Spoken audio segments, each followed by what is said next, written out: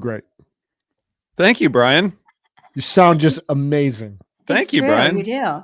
I really appreciate it, guys. You guys sound great too. I feel like we're all, we're just all happy specifically because it's Meg's birthday today.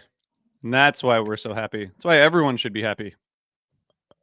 We Happy want birthday, Meg to be happy. Thanks, We want guys. you to be happy. You guys always make me happy.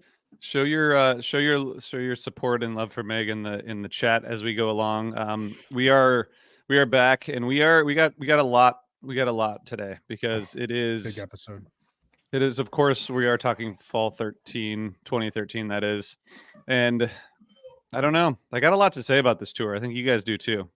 But before we say anything about this tour, can we just really quickly, I mean, very quickly, because we don't have much to say, just celebrate Megan and just each give like one thought about what we love about Megan? Like, you joined the podcast, almost 3 years ago now? Mm-hmm. Yeah. Isn't that crazy? And like, you've brought a level of organization, a level of enthusiasm, a dedication to the history of fish, learning, trying new things in a way that has only made us better. Your personality has been amazing here. And offline, I mean, we spend a lot of time talking about life and about books and movies and our kids and all of our aspirations and the challenges we all have. And your friendship has just been amazing. So happy birthday. Thank you, Brian. That means a lot. I don't know. I mean, I'm not sure I can add anything to that except that I tried to make it so you couldn't. Nailed it. It's really kind of hard. Megan, you make everything better. Your energy and your enthusiasm and your attitude and your kindness. You make it all better. So thank you. Thank you, RJ. I love you guys. That's why when we were talking about when we were going to record, I was like, we have to record on my birthday because there's nothing I'd rather do on my birthday than record with you guys. Oh, gosh. Okay. All right. So let's talk a couple things before we get into the tour. I wanted to just say that for those of you who have checked out this band Reprise, which we're helping get going, we announced 2 new shows this week. So now we have 4 upcoming shows: Philly in a couple weeks, Woodstock in a couple weeks, and then September 5th in Bridgeport, Connecticut at the Park City Music Hall, and September 6th at Asbury Park's Wonder Bar. So those are all on repriseband.com. If you want to check out tickets, hope to see you guys out there. It's going to be fun. It's going to be awesome. You're going to be somewhere, right, Meg? I'll be there. Yeah, I haven't decided which shows I'm going to catch yet, but I'm definitely going to be at a few of those shows. They're awesome. I love the band, and the artwork you guys are putting out for these shows are incredible. It's incredible. Thanks. It's fun. Yeah, super fun. And the guys are great, and everyone's excited to keep it going. So yeah, make sure if you're in Philly or if you're in the Woodstock area, June is big. This is, we're less than 2 weeks out. So the 13th in Philly and 14th in Woodstock, come out and support the band. Meg, what is going on with Moments with Meg? How many moments with Meg are we up to now? How is it going? How is each moment for you? The moments have been amazing. I think we're on 4 or 5. I'm not sure.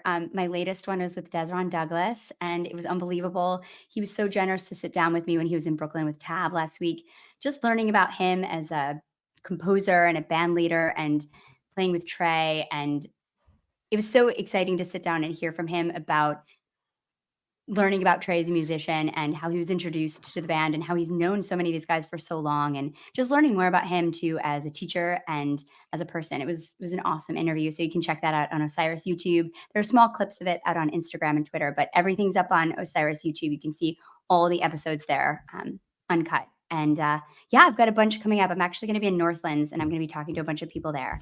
So I'm really looking forward to putting those out. So it's fun. We've been doing them in like different locations, and it's been a lot of fun, and I really appreciate everyone's support. Awesome. Well, good luck. Keep me posted. Thanks. Looking forward to it. I know that, so we're going to actually, at the end of this episode, the 3 of us are going to talk about a book that we all just read that we all loved. And I'm not sure if it's going to be like part of the episode or a bonus episode. Maybe we'll just leave it as part of the episode because a few people have said that we should talk about books. So we're going to do that at the end of the episode. I'm game to just keep talking about books. You guys have me reading books like I'm back in college, and it's made me wiser and all the better. So let's just Wow. keep talking about it. Because if you Wow. make me talk about it, I'm gonna have to keep reading. Yeah. Well, yeah, because you don't want to be caught like not being able to talk about it. I just finished Northwoods this morning. You and- finished? Yeah, Nice. another good one. There's so much to read. That's the whole thing. Is there anything else before we get into fall 2013? I think we got to just get into it because we got so Yeah. much to cover here. This is a big tour. There's a lot of feelings, a lot of emotions, and a lot I think we're going to wrestle with, RJ. Definitely. I got some takeaways. I got some hot takes that I didn't expect to have before going into this. I would say that out of all the tours that we've covered so far, this is the one that has, going into it and coming out of it, I feel the most differently, or like the most dissonance. Wow. Yeah.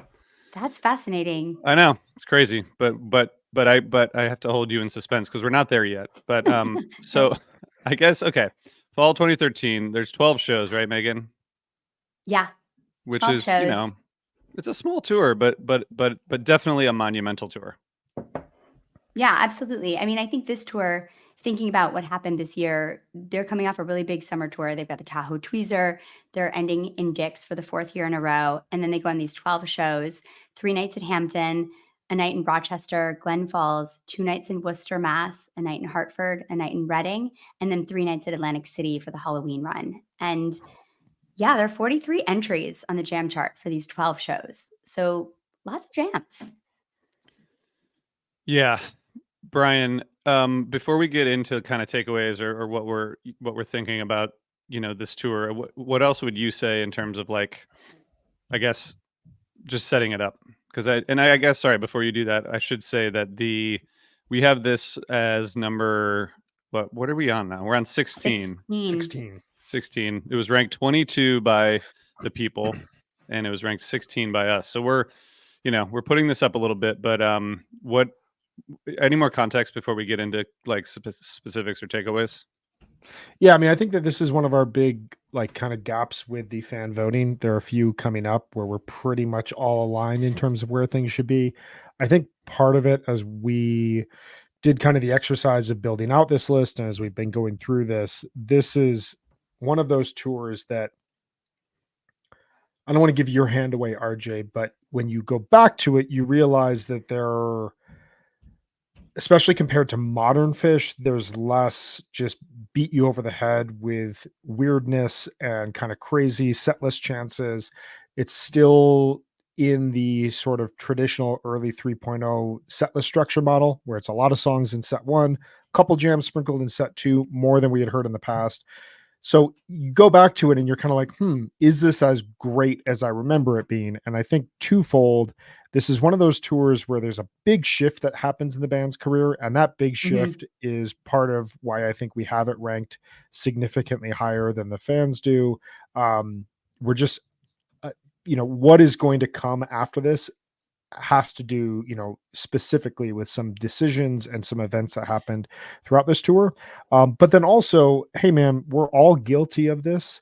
There is a bias to this tour based on a vibe and a period in our lives that I think we are going to wrestle with in this episode.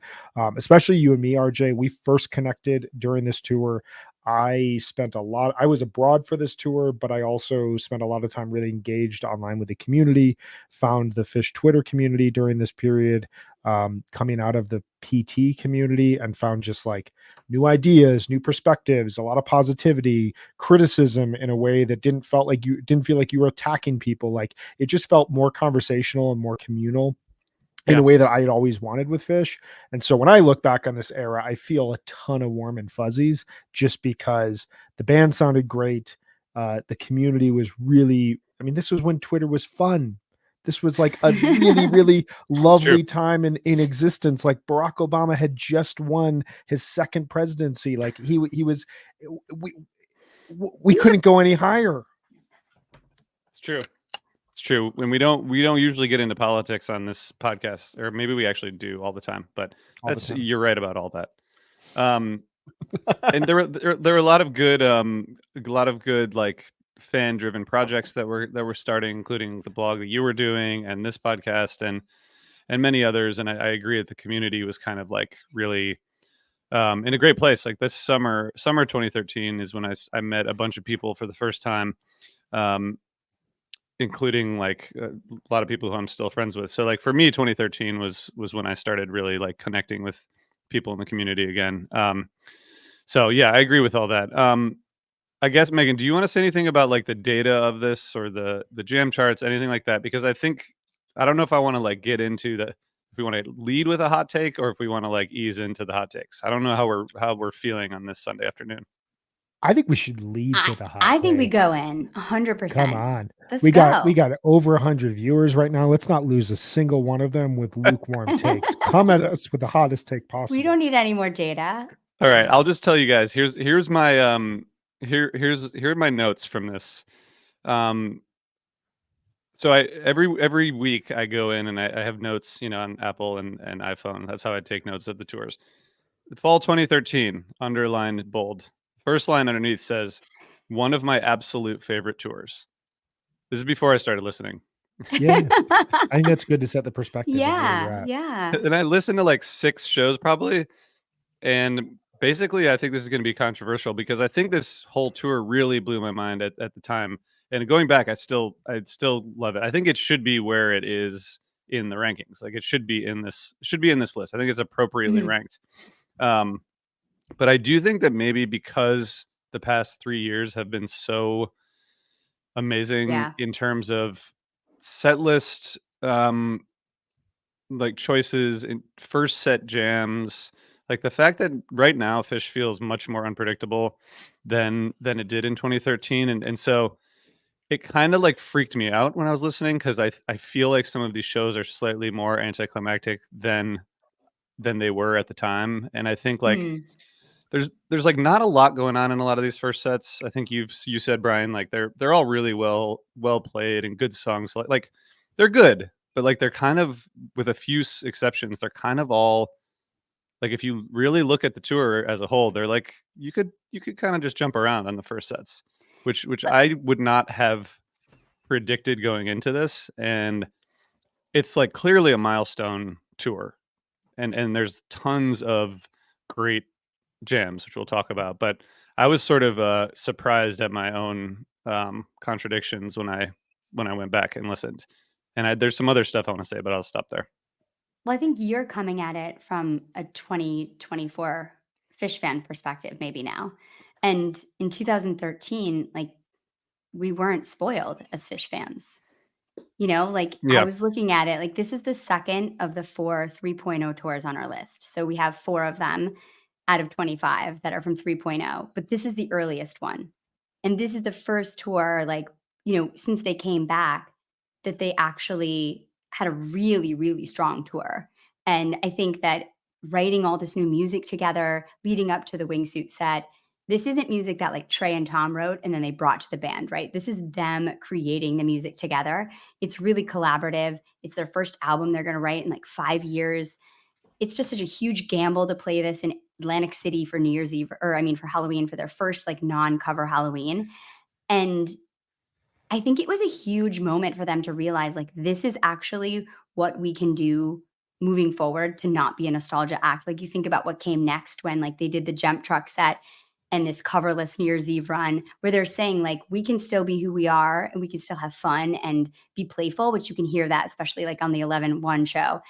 But we can also like do new things and inspire each other and like really connect when we're jamming in a way that's like really authentic. And I think that must have been, I was disengaged. I was living in London. I had really young kids. I wasn't really like connected to Fish now, but looking back, you realize like how important this was for the band moving forward. And it makes sense that you would listen to it now and say like, because it's just not as perfectly crafted, like you said. And it's definitely not as like the jams aren't as varied. They're really cool. And I think they have a very definitive sound, but they're definitely not like anything like what we get today with just like a huge diversity of musical ideas, and it's so exciting to think about what they were going through. When I was listening to this, I was thinking like, this must've been thrilling, like for them to finally realize like, we're not just going to be a nostalgia act, because they had to worry about that, when you came back in 2009, like, Trey's sober, like we're different now. Like, are we just going to be a nostalgia band, Yeah, totally. And then Brian, I want you to answer this, but I do want to show Jackson's comment here, which I do think is a huge part of this. It's like the first 3.0 tour that consistently had 45 to 60 minute stretches of awesomeness in the second sets. I think that's totally right. Like even the summer 2013 had, bits and pieces, but this is the tour where like jamming regularly for long stretches of time was truly back. Brian, how do you feel about that take? I think you guys are both. I think everyone is. I don't think you've said anything that's disagreeable at this point in time. Not yet. Not yet. I will jump in. No, but I think Jackson's point, like the word consistently is so important within that, because there were moments throughout 09 through 12 where like you'd have a show. I think like the Gorge Night one in 2011, where everybody online and everybody there had this collective like, oh my God, look what they can do. And then the next couple shows are just like, they're just they're not throwaways, but like it always felt like one step forward, two steps back. And for a long time, throughout early 3.0, there was this sense of, well, how forgiving should we be? We're still paying, significant ticket prices. The band is still playing like 40 to 60 shows a year. Like, at what point are they just not going to reclaim what we all knew that they could do at some point in the past? I think what you pointed out, Meg, is so spot on. This kind of battle with nostalgia. If you think like 10 years prior to this, 2003 was their 20th anniversary. They had just come back from the first hiatus for the band. And it always felt like they were kind of uncomfortable with the idea of celebrating their 20th anniversary. That run's not very good. The 20th anniversary show is just kind of structured weird. The set break video is really touching, but also like it was just things that felt not fishy and not part of like who this band was. Like, this is a band that, from everything I've read, there were rumors leading up to Big Cypress of like a full Gamehenge production, and what were they going to do within that overall 7-hour set? What did they do? They played a Fish set. Like, this is a band that like at every step of their career have kind of zagged where their fans thought that they were going to zig. And I think when they came back in 09, that continued to be a challenge for them, and they would have these tours where there would be new ideas. But I think that they were pretty conservative, rightly so. I think Trey knew that if we come back and we just jump into jams, this is not going to last. We have to relearn these songs. We have to figure out who Fish is in their essence. And by the end of 2012 and early 2013, that had happened. And I think, the last, to just kind of put a pin on your point, Meg, they open up the New Year's show on 2012 with Garden Party, a song which basically scoffs at any fan who asks them to be what they want them to be. If you're going to be along with this journey and along with this ride, you have to accept that it's going to be based on how we evolve and not how you want us to evolve. And we promise this is going to be better than what you're envisioning right now. And you had this moment in summer 2013 where they play 36-minute tweezer, still one of the best Fish jams that has ever happened. But again, a moment that felt like, is this in isolation? Have we reached a 35-minute long jam? But is it just this? And the remainder of that summer tour was a bit hit or miss as a result, though there are some fantastic moments. This tour, just quickly bullet pointed, and then I'll throw it back to you guys. Under why this tour is ranked where it is, I noted this is the official Fish is Back tour of 3.0. I think we've all agreed, and we've all said that. This is classic venues, classic weather. Every picture I saw from fall 13 looked like the greatest fucking fall day on the East Coast possible. Like golden sunlight, beautiful foliage, people in flannel, hanging out, drinking a beer, maybe a little bit of air misting up, but like you can still, you feel the warmth of the sun. Like, come on, just perfect. Classic sound. We're going to talk a bit about this. We may disagree. Classic set list. We may disagree here a little bit, even in the recital first sets, I still think that there's good song calls. And then classic jams, which we'll talk about. And then finally, Wingsuit, the future of Fish songwriting. Like, this is the shift that's about to happen. And this is, like Jackson said, you have consistently great segments and consistently good shows all within 2 weeks. I want to just throw one thing to you guys and let you bounce off this. This is always a theory I've had, and it's been in my head for 10 years. I want to present it, and I want to present why I think this, and I want you guys respond. This is, to me, Fish as 1989 era Grateful Dead. It is in touch with the past. It is Hmm. positive. It is celebratory. It's warm. It sounds like Fish, but in a modern setting. The difference, obviously, is that over the last 10 years, Fish has grown and evolved and changed and used whatever they found in this tour to build upon and create a whole new era. Whereas we kind of tend to think of 1989 Grateful Dead, spring 1990 as like the last golden period of the band. Your thoughts? Nobody can say anything. Should I just keep No, talking? I actually is very interesting, and I never really thought about it like that, Yeah, but it I haven't definitely either. makes sense. I think thinking about when the band, like the Grateful Dead, sounded energized and like excited, that's like the latest I can think. Um, and I also think that it's sad to think about that could have obviously happened to Fish. I think if they didn't have this renewed sense and this like commitment to health and this renewed sense of togetherness, I think that Fish to me has always been more evolutionary than the Grateful Dead in a sense, like more focused on evolution and more forward thinking than the Grateful Dead ever were. And maybe that's a result of like, where the Grateful Dead, where members of it personally were. But I think this tour stands out so much because like you and Jackson were saying too, with consistency, I think the whole tour is just so solid. Even the lowest ranking shows of this tour have like really inspired playing. You think of like, the 1025 like Waves and Ghosts. Like that show is probably one of the weaker shows of the tour, but it's still excellent. And I don't know enough or remember enough about like 89, 90 Dead to know what that tour was like, those tours were like, but I do feel like this is like a turning point for Fish in a way that we would not have Casbah Vox or Sci-Fi Soldiers and the tours that resulted because of those and that worked together without this year. Yeah. I mean, the Grateful Dead comparison is just too much for me. It's too much. It's too much. There's too much difference. There's too much like it's a bridge too far. But I Guy comes to a your Fish efforts. podcast, brings up Grateful Dead comparisons. This is me.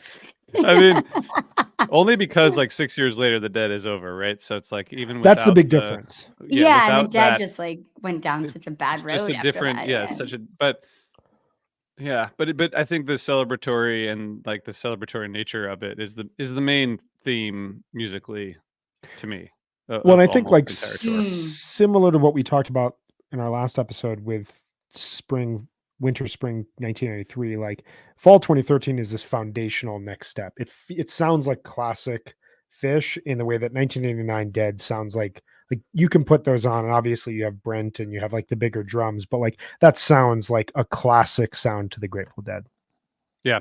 I think that's totally fair. I think I mean, you like this tour starts the first night of Hampton, the first jam that comes out of that, opener, the Wolfmans, which is 6 weeks since they played at Dick's, and it just sounds like they're just picking up immediately, like with a couple days off from Dick's. It's like it's really inspired and really fun, and it feels like they were ready to go, and obviously they've been ready for this tour and rehearsing and writing all this new material, but just the fact that they kind of like come out and immediately there's no real warm up, they just get into it, shows that they were really ready.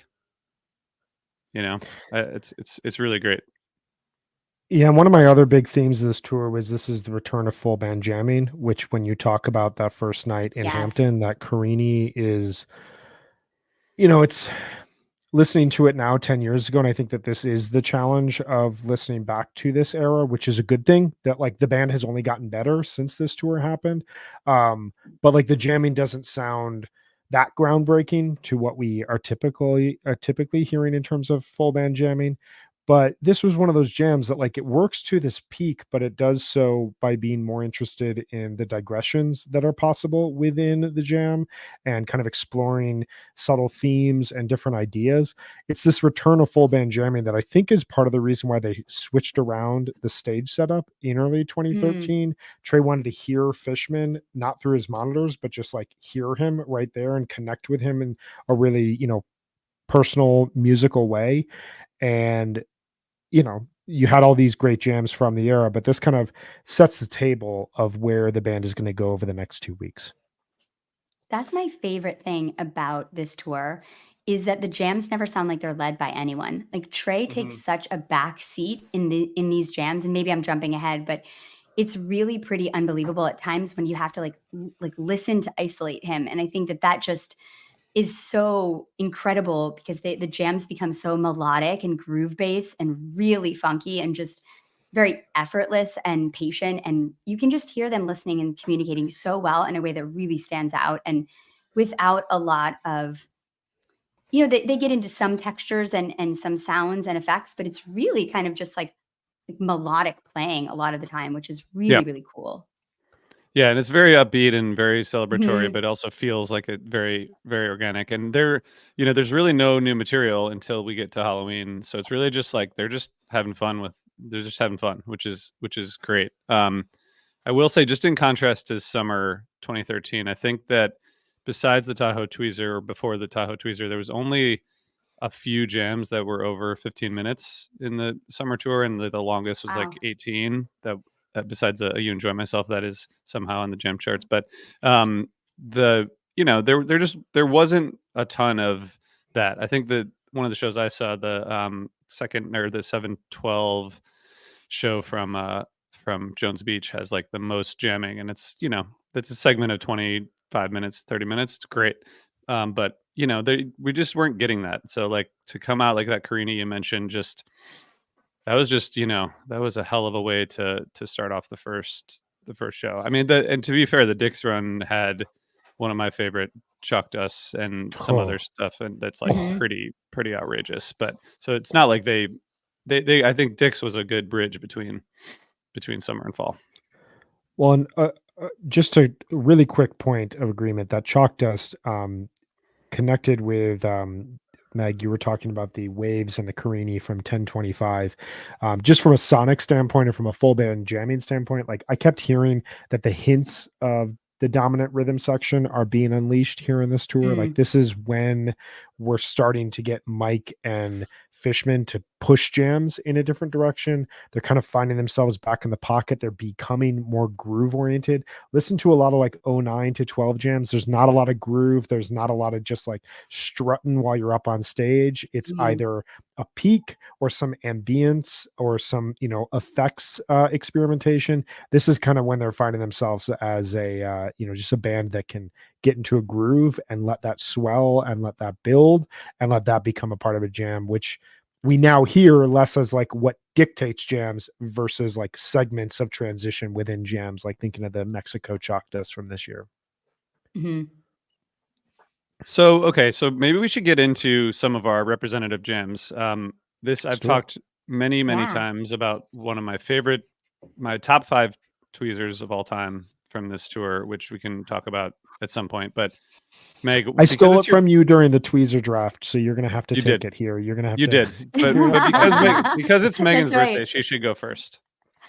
Okay, I'm gonna choose a jam that it's funny because it wasn't like the one that I remembered as being one of my favorites, but when listening back to this whole tour, the Worcester Light from 1026 is just so special. It just has such an interesting sound to it. It's super free and groovy.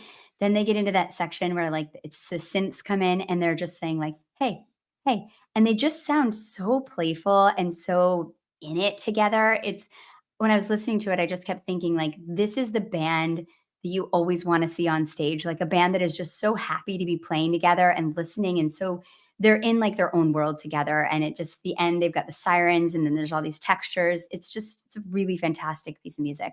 And I mean, it's like after that Drowned in that set, which is just, 20-minute Drowned, which is just unbelievable. Has such a galloping along feeling, great communication, really juicy, like beautiful section, never peaks and then just lands in light. I love the like not striving for peak. The bliss peak is like, if it happens, great, but it's not like where they're going in this tour. And I love that. And that whole segment of music is just really special. The peak is not the goal, and Mhm. coincidentally, Goose is going on tour this week. That's a great pick, Meg, and that Thanks. back section of the Drowned The chordal jam that they get into, they're like ba da ba da ba ba. Then Trey just like he's not playing any effects, he's just like hitting these little chords. Come on. They weren't doing that a year earlier. They just weren't. Yeah. So good. Yeah. Brian, what do you got? I have like 15. Okay. I know there's so many jams on this tour. It's good. This was the tour when listening back to where I was like, I'm not trying to find the representative jams of the tour. I'm just in my Apple Notes, just anytime there's a jam I like, I'm throwing it in here. And so it's going to start to swell going forward. I apologize, but I don't at the same time. I'll release these notes on Medium here at some point. But I'm going to go with one of my favorite Phish jams of all time. That happens to be one of my favorite Phish shows of all time, which is 11-1. The twist. This opens up set 2. This is it's either this or 1229 are my favorite shows of the overall year. I think that they're both in a very similar category where without the risk and the challenge of Wingsuit the night before, you don't get this type of a show where the band sounds equally locked into their past while also looking forward. And this twist perfectly summarizes that. Obviously you get that like that big chordal peaking jam that then leads into the under pressure teases is one of my favorite organic jamming moments that's ever happened in Phish history. And I remember watching the webcast, like it was like a Saturday morning in Korea, watching it, drinking coffee, and like the lights just like you could like, it was so pixelated on my computer. This was like 2013 webcast, but like the lights were so pixelated because it just was so bright over and over again. Because every time they hit that peak with the chord, Kuroda just white lighted everyone, and all you would see when the lights would fade is just like hands in the air.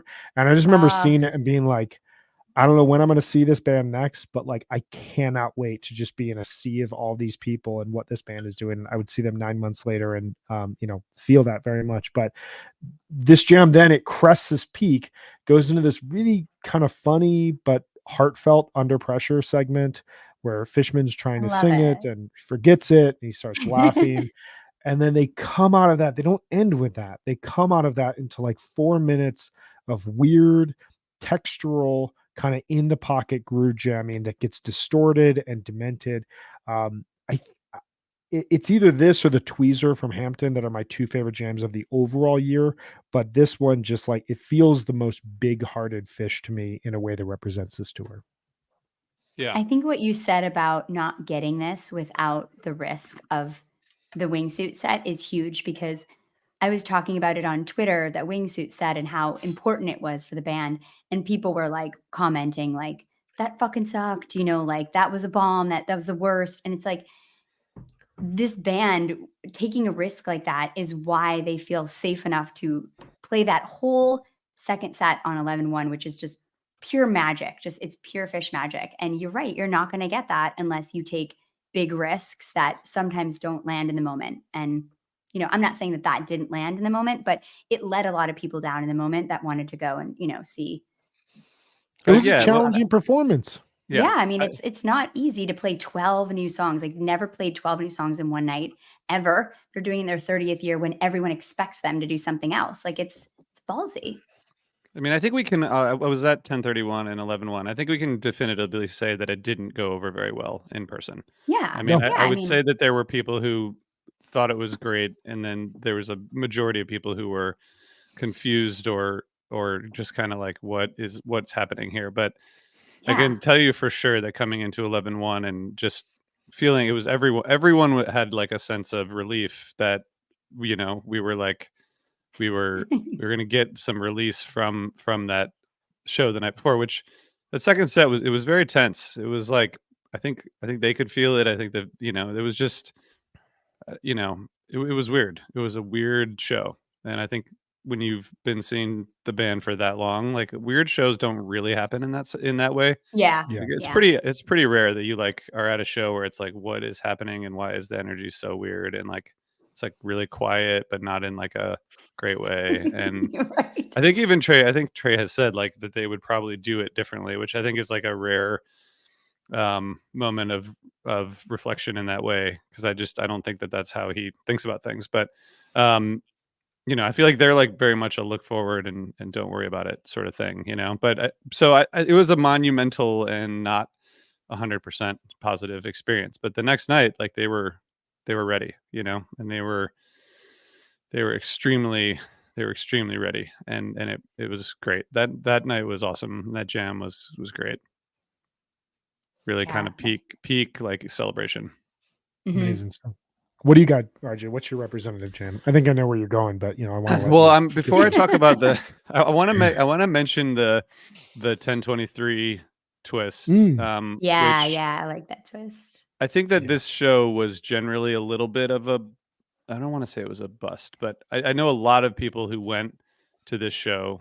It's the first time they played there since Halloween '94. It was a Wednesday night. It was like, a haul up to Glens Falls before going into like a very familiar Worcester 2-night run. It was like, I think that people went and they were like, I can't miss this historical show, first time in Glens Falls since Halloween '94. And you know how that's going to work out if that's your attitude. If you're like, it's Wednesday and I want to go see Fish, that's a different thing. But there's a really, I think that twist is really like, it's an inspiring jam, really, really.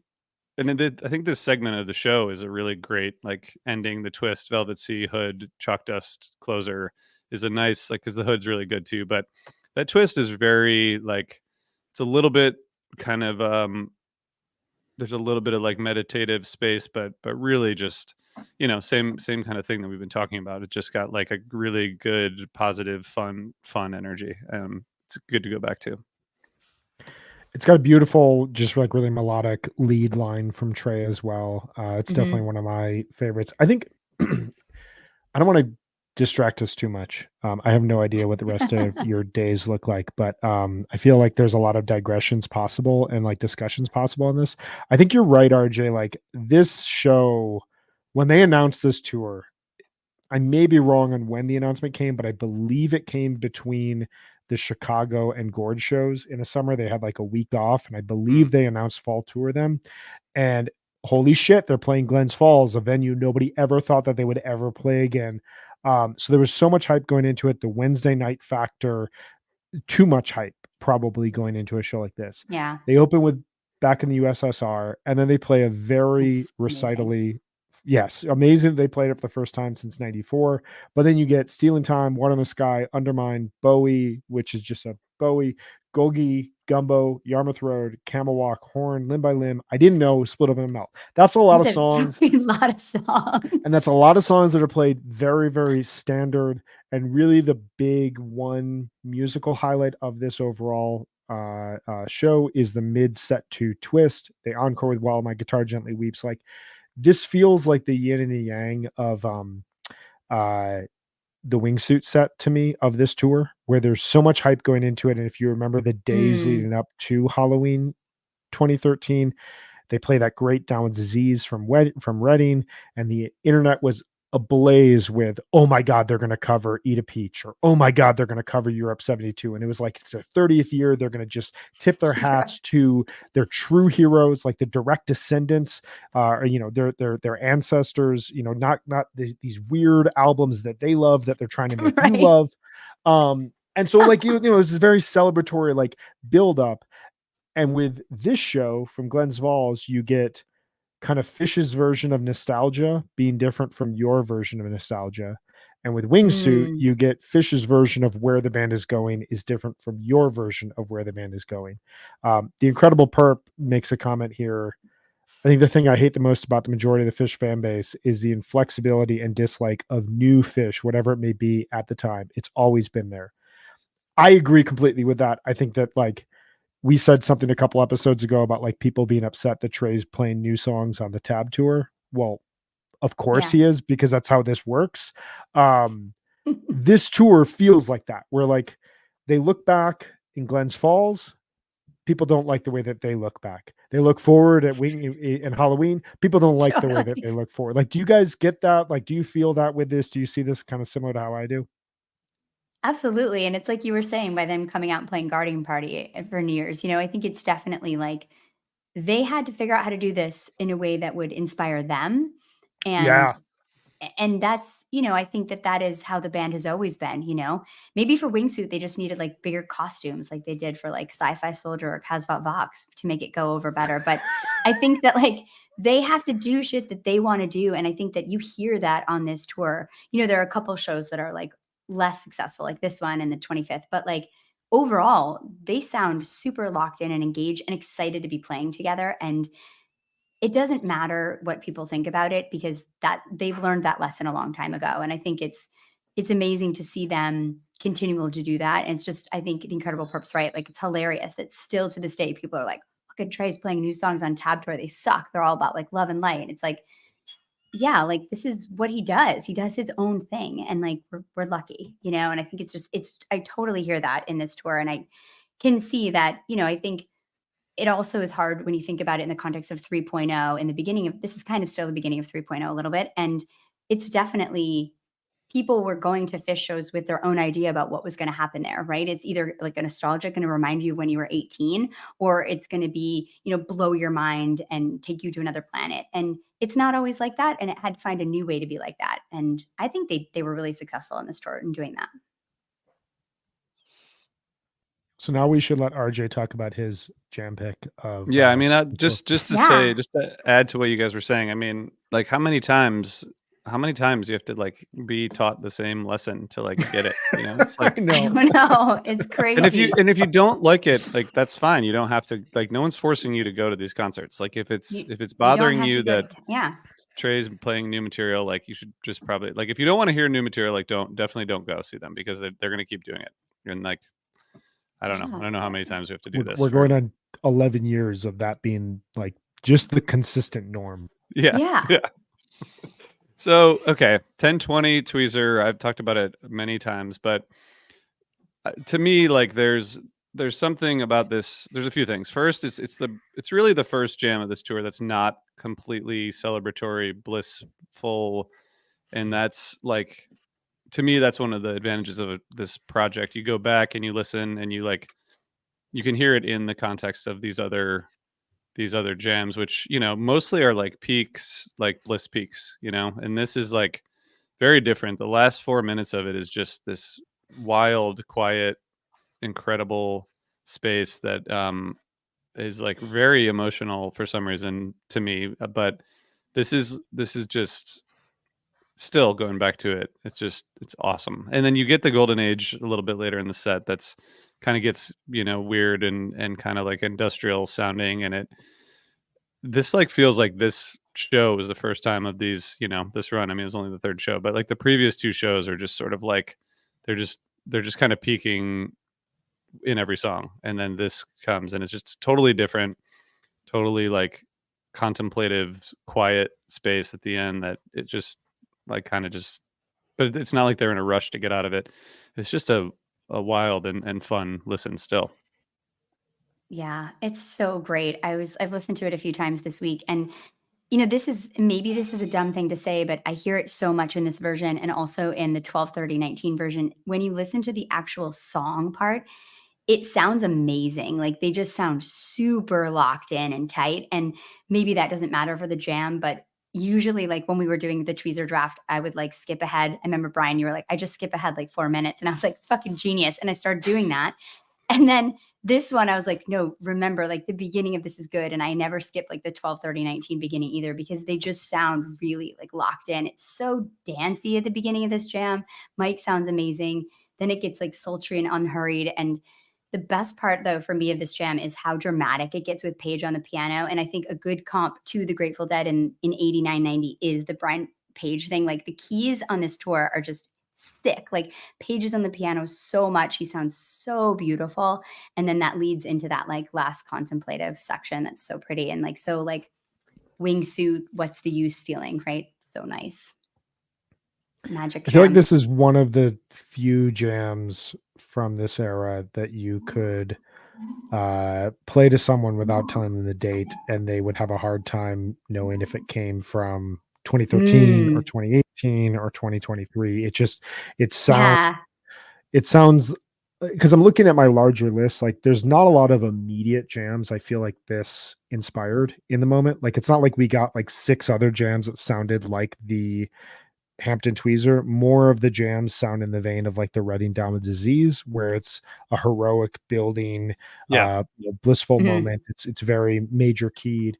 This jam though sounds like the band is, I mean, the baby's mouth. Zach Cohen said it best at the time. I still love the way that he described this jam, that you could hear Trey poking and prodding around in the history of Fish and trying to figure out Mm. what there was left. And there was a big sense of that, because 2012 felt like a huge accomplishment. That summer tour is really, really solid.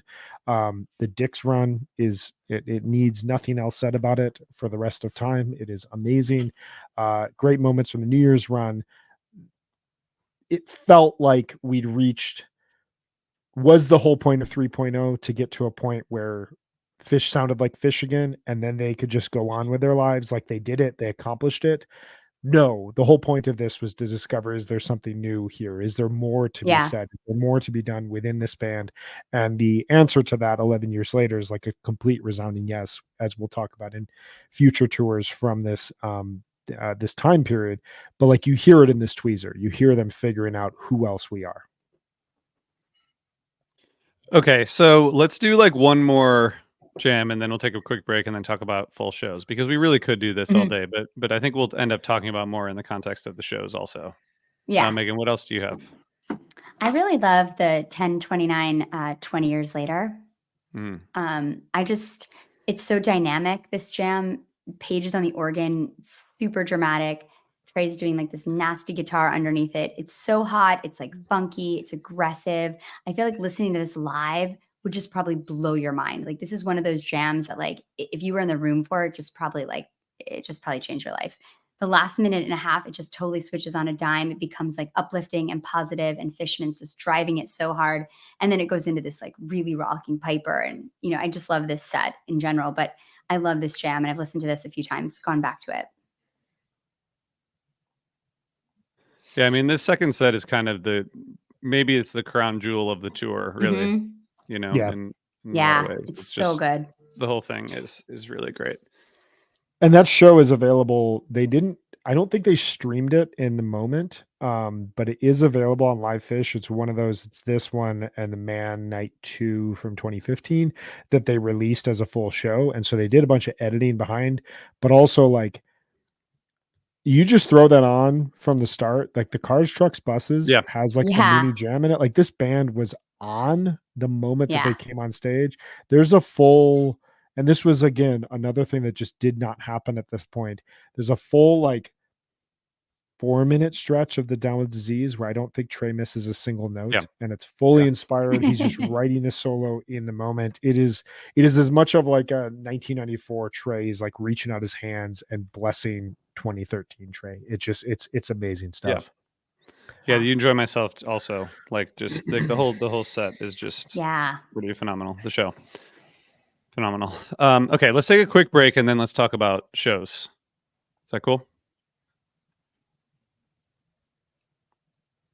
Okay, we're back. Benji, we did not off Jonathan and hide him in the backyard. Although this book that I just finished is very apropos of someone being buried in the backyard. Many people. Okay, guys. No, Jonathan's fine. He's alive for sure. And he'll be back for probably quick hits and recaps. Anyway, okay. What's your don't miss show of the tour, Brian? Well, I'm gonna yeah, you know what? I'm gonna come out guns blazing here because I've heard some negative comments about this show by a certain birthday girl throughout the episode here today. And this is my first show that I want to share. October 25th, 2013. Oh, okay. Yes, I am going to praise a show that opens with Funky Bitch. I was just about to say it's because it opens with Funky Bitch. So when I think back on this tour, I think that this is one of the rare tours, and I think this is very, very rare when this happens. There's maybe 5 tours that this symbolizes, where the set list does not necessarily matter. The sound, the overall vibe, the overall flow is what dictates it. Phish did not do an official 30th anniversary show. I think that they learned with the 20th anniversary that's just like something they want to stay away from. To me, the Worcester and Hartford run is the 20th anniversary run. And I would love for this band to release a box set of these 3 shows. I think they work really nicely and they complement each other. They flow really well. This is the show that feels like Phish is channeling the energy that they built up throughout the early 90s. It feels very small and insular in a celebratory way. It feels like a really great party in the Northeast. There's call outs to the fact that the Boston Red Sox are in the middle of a really quite entertaining World Series. That was a really fun Red Sox team to follow from afar. They all grew these big old beards. Those dudes just like they won a bunch of games that they had no business winning. There was that really famous Ortiz home run where the right fielder falls into the bullpen and his legs come up as the police officer who's guarding the bullpen, his arms come up, and it just looks like total celebratory moment. And like, let's not, Brian, can you just tell me who that was against? The Detroit Tigers. I'm sorry. And it basically ended that was like, all right, well, we're fucked. That did, because that Tigers team fucking ruled. They beat an so absolutely amazing underdog Oakland A's team that I remember watching those games at like 6 o'clock in the morning. Sonny Gray, my God. But yeah, that was Scherzer and Verlander. And at the point that Ortiz hit that home run, the Tigers were about to go up 2-0 in Fenway. Sorry, I'm reminding you of tortured past. But like, the Red Sox won that and then rallied and won the series and then won the World Series against the Cardinals. Fuck the Cardinals. I don't care if there's any Cardinals fans out there. They stop listening. Just get out of here. Go fuck yourselves, Cardinals. Fucking Cardinal way. Get out of here. Back to the point. Sorry, can we let's just do one more, just like brief. Let's just do one more brief moment on this team. Can we? Because please. You mentioned, okay, you have Verlander. You have Scherzer. You have Anibal Sanchez, who was either amazing or horrible. You have Doug Fister, who was like really awesome at that time. You had Phil Koch, this closer, who was totally insane and would either lose the game for you or win it for you. I guess that's how closers work. But you had Bonderman. You have these pitchers, and then you have Cabrera. I mean, Castellanos. This is before he got. Torrey Hunter was on that team. Victor Martinez. We had this team. I mean, that was it. That was the chance. That was it. Wait, Castellanos was on that team already? Yeah. Oh my God, I had no idea. It was like his first year. He got called up from the Mud Hens, and he was like, "Oh yeah, Xander Bogaerts played in this series. Miguel Cabrera is in this series at his absolute peak, right when around the time he was winning the Triple Crown." So frustrating. Mike Napoli was playing first base for catcher and first base for the Red Sox. When they won the World Series, he famously just went to a bunch of Red Sox bars. This was the first time the Red Sox won the World Series in Fenway Park since like 1918, I want to say. He was just shirtless in Red Sox, like they're in the Fenway area, pouring drinks for people that night. Like, this team connected with that city. Couple of these guys, Napoli, David Ross, would play in the 2016 World Series against each other. Napoli's now a first base coach for the Cubs. This was just an awesome, awesome period in time. Amazing baseball, complemented by amazing Phish. Fall Phish, when the World Series is going on, there's nothing better. Okay. So, all right. Just where back are to we? The show briefly. Just back to the show briefly. You have a very classic first set that is built on energy and not the most shocking song selections, but like solid song selections. Funky Bitch, Wolfman's, Wilson into Curtain With, City into Rift, Free, My Mind's Got a Mind of Its Own, which might be the last time this has ever been played. No, this was the second to last time. The last time it was played was 5/28/22, which came after 100 or 285 show gap. So second to last time we've heard My Mind's Got a Mind of Its Own. Vultures, 46 Days. Just solid RAWK Phish. Like, let's go. Second set, we have this Waves that does this thing that happened throughout the fall tour where they kind of pause midway through the jam, and it could either fade away or it could lead to something else. And they typically took the route to push it somewhere else, which they were not doing in the 4 or 5 years prior. The Carini is really, really funky, like really in the pocket grooving. Mhm. Ghost has some weird alternate lyrics and goes into a cool little jam. Fades into Dirt, kind of a rare ballad midway through the set. Disease, nothing mind blowing, especially considering what's coming later next week. But really solid version goes into Sally, Cavern, Antelope. You get these kind of like quasi set closers, and then an encore that is now, it's not a regular thing, but this felt really rare in the time period to get a 4-song encore. It just felt like the band never wanted to leave the stage. And so while it's not a blow your hat off because the set list looks amazing and it blows you away, it's just like a very classic, compact Fish show that to me represents this era really well. But that's what's so great about this tour is that even the shows that don't have huge monster jams are still really good.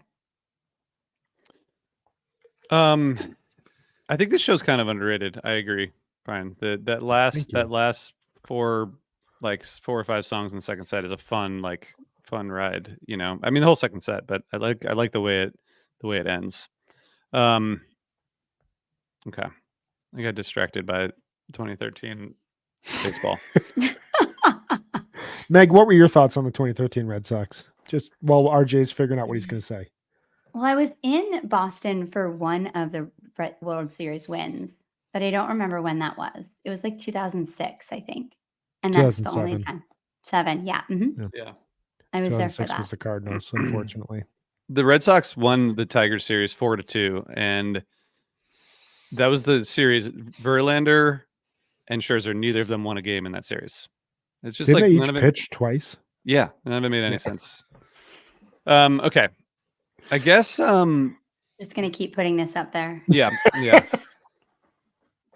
I mean, I guess we got to talk about the 1027 tweezer, because I do think that jam is kind of the epitome of this tour sound wise. It's celebratory. I feel like as we go toward Halloween, it's the kind of like upbeat celebratory nature of the jams keep increasing. And then that the first set is, again, to me, fine, totally fine. The rock and roll opener is really solid actually. Mhm.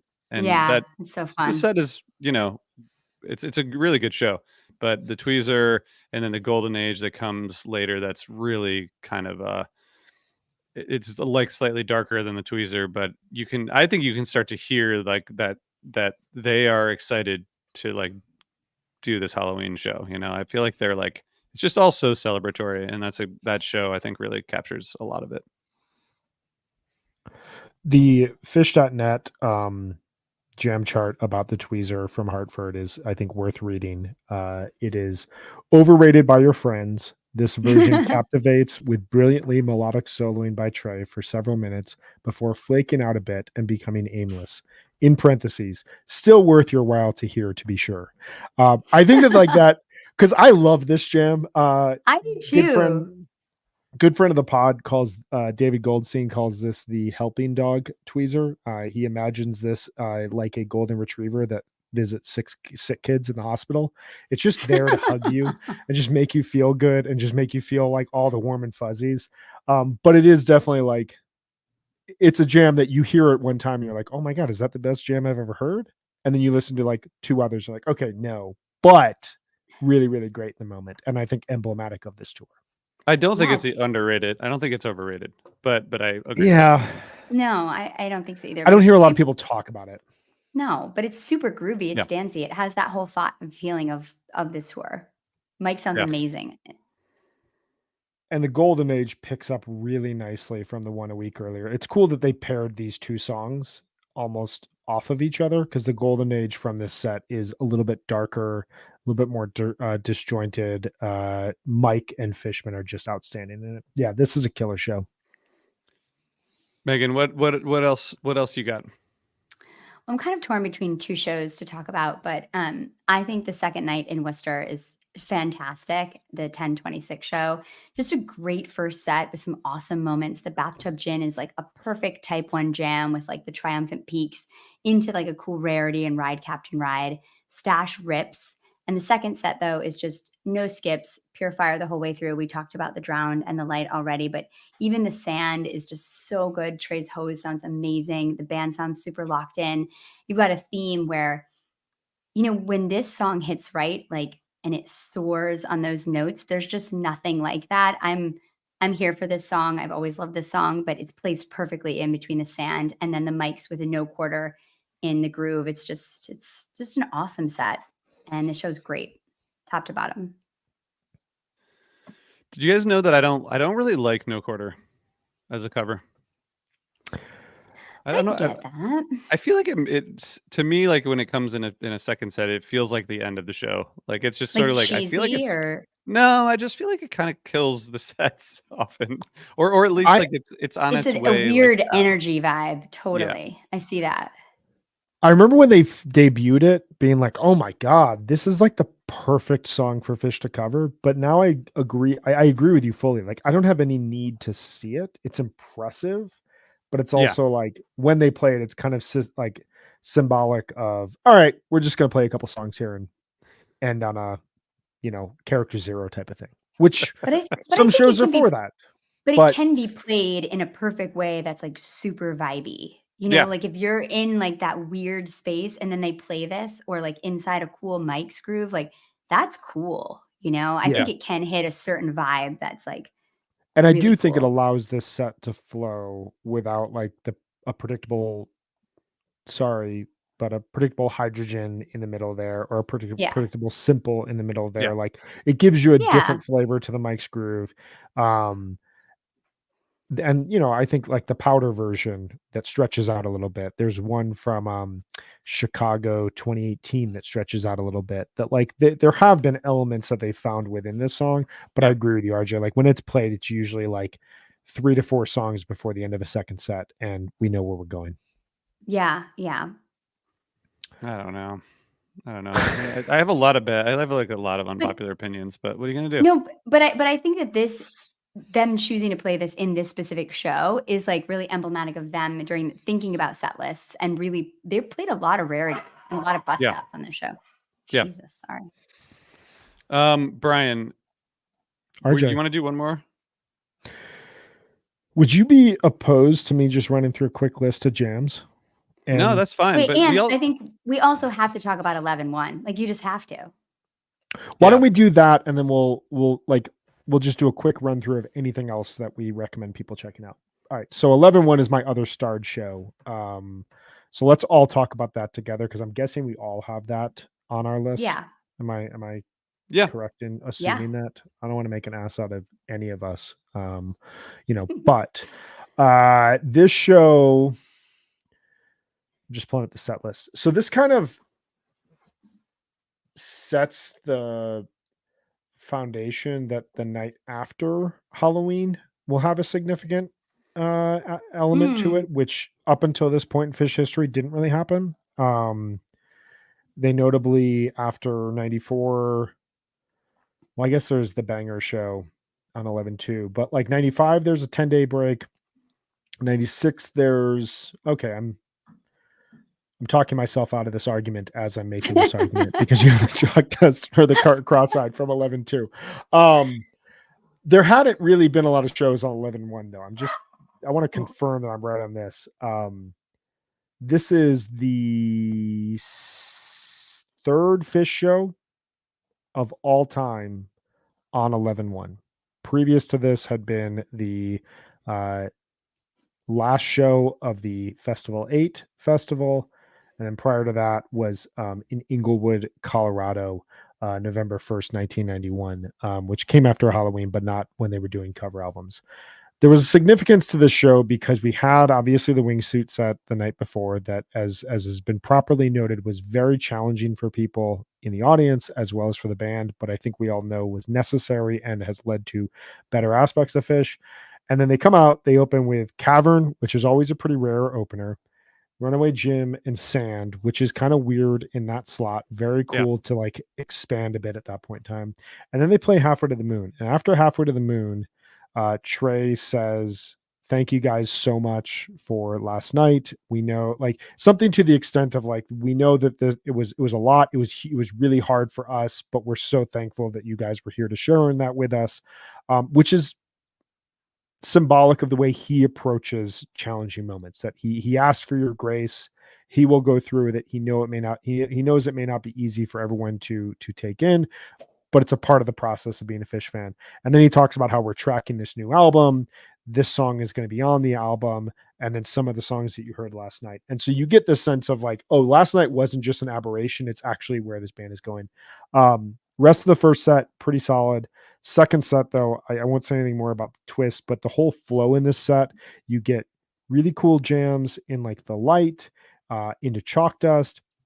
You get all the weed jokes in Makasupa that at this point in time, it felt like we'd had enough distance to the challenges Trey had in the 2000s that he could start to make jokes about drugs again in a way that like made him feel more like the sober uncle in the room rather than like, there was no like, ooh, we can't touch that. We Yeah. can't, this is a drug band that we can't make fun of anymore. Great Boogie On, great Slave, and then a Sneaking Sally encore that like perfectly placed, perfectly played at that point in time.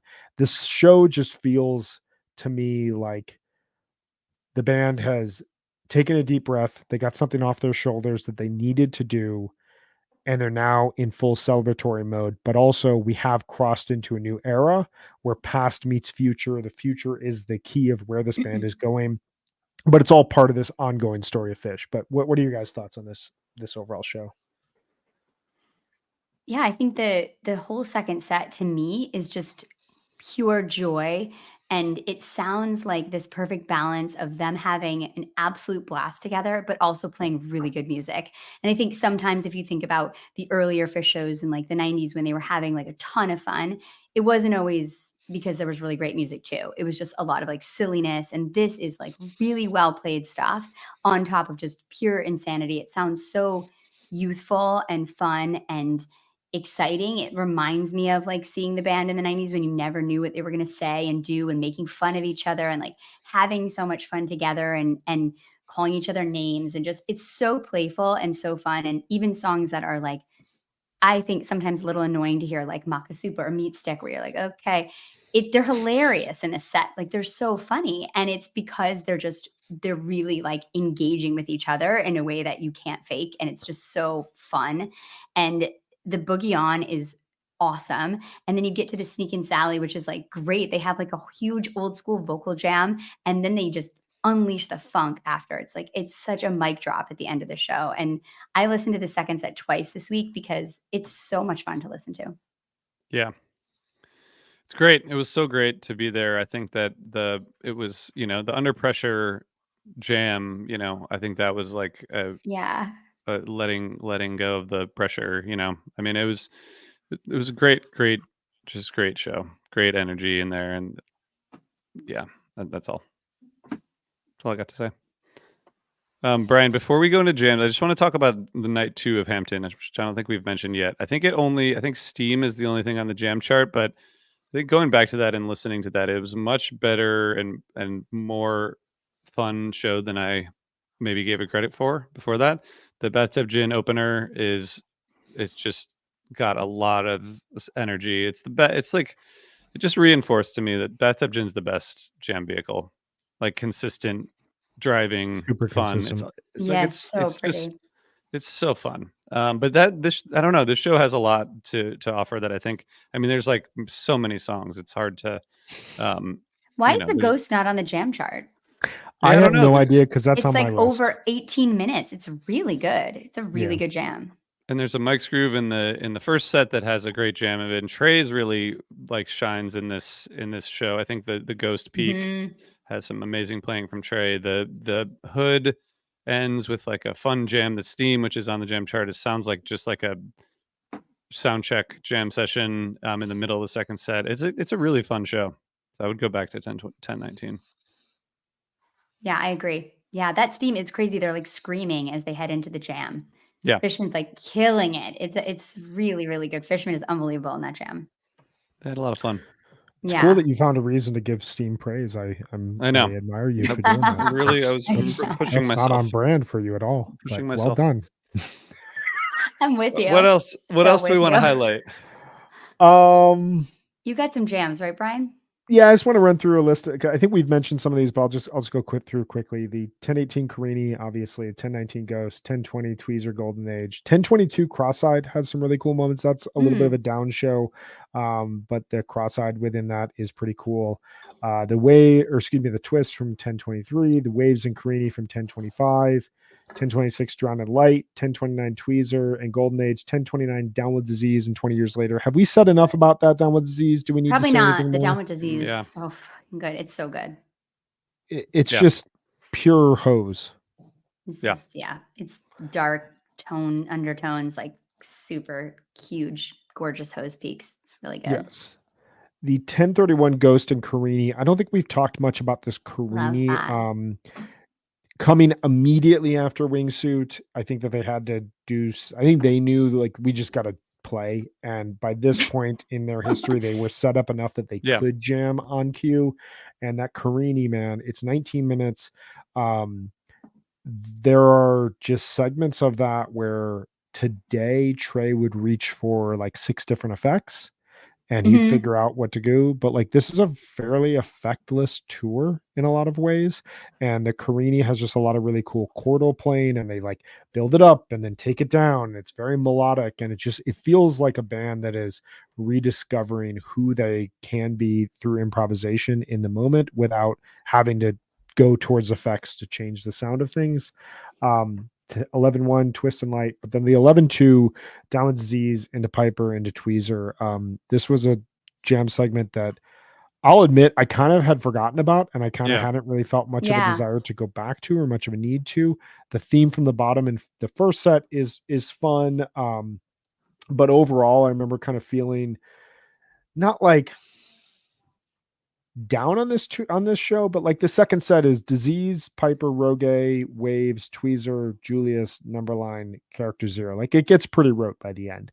But going back, like the Disease and the Piper and then the Tweezer, some really locked in, just in the pocket grooves that is just, it's bigger than I remember it feeling in the moment. I remember coming out of this tour feeling like 11-1 was this big exclamation point, and then 11-2 just kind of happened. And you have that sometimes where the tour finale is not that big of a moment.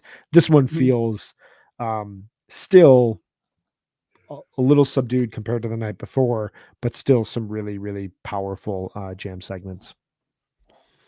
I wanted to go back to 1029 briefly, just to say that because they didn't stream it, basically like what everyone said coming out of that is that this Down with Disease jam had segments of Mountain Jam, and they were absolutely playing the Allman Brothers on Halloween.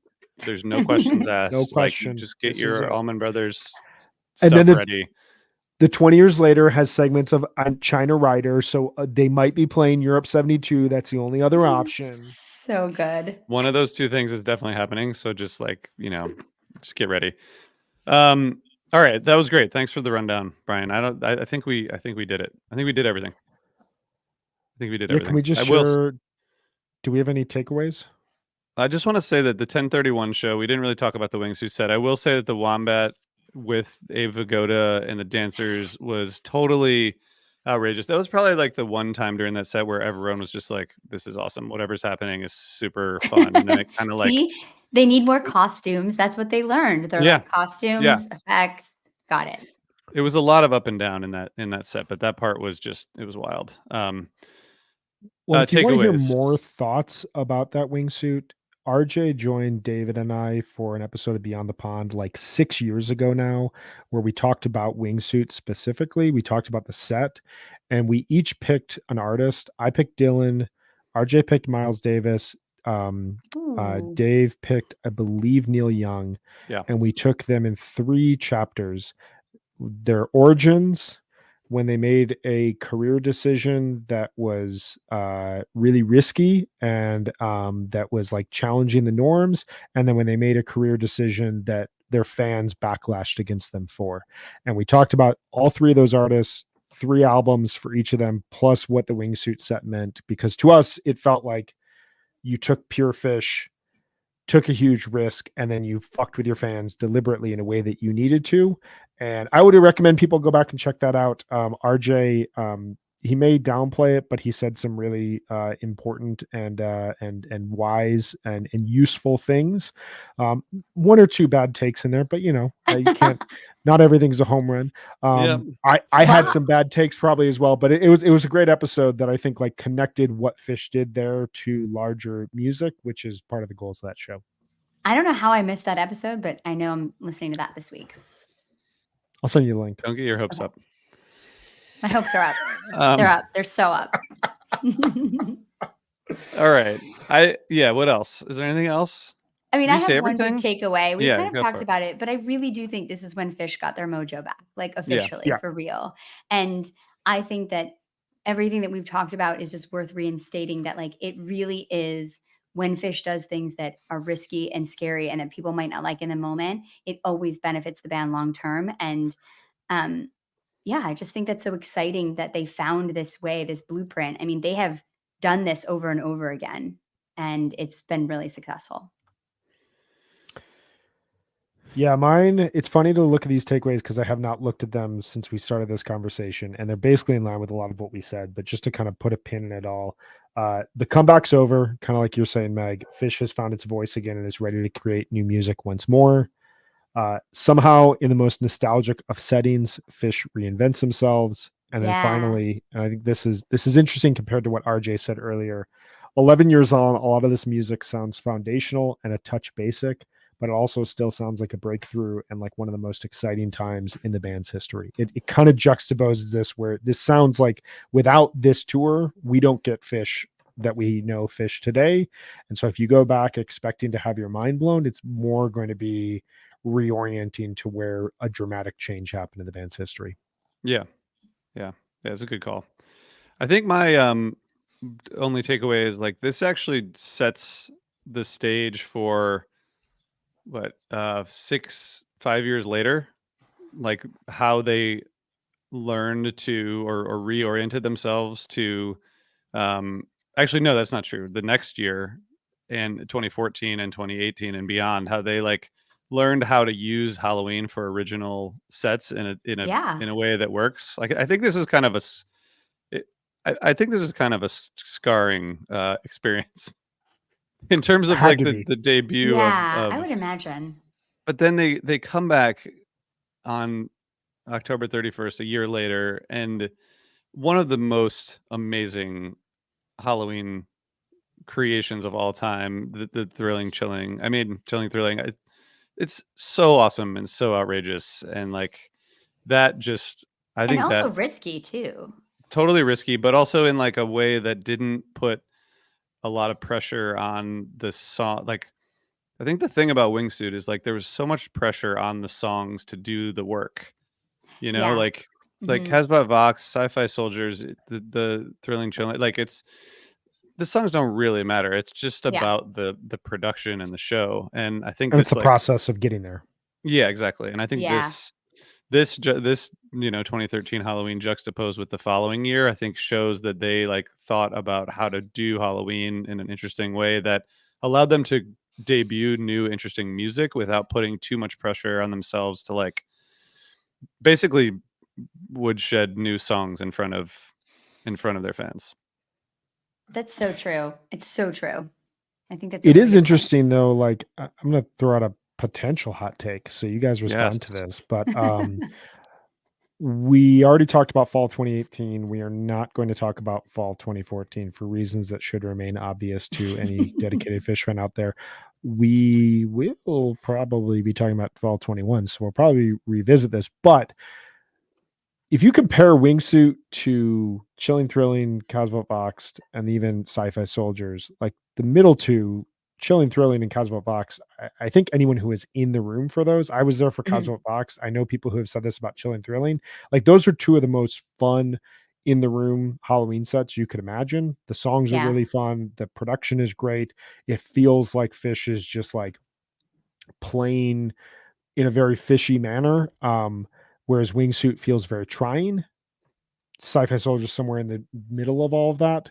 But like, I don't think that Chilling Thrilling or Cosmo Vox like impacted Fish long term the way that Wingsuit did. Like Wingsuit to me feels like one of the most important decisions and one of the most important sets the band ever played, even though most people did not enjoy the process.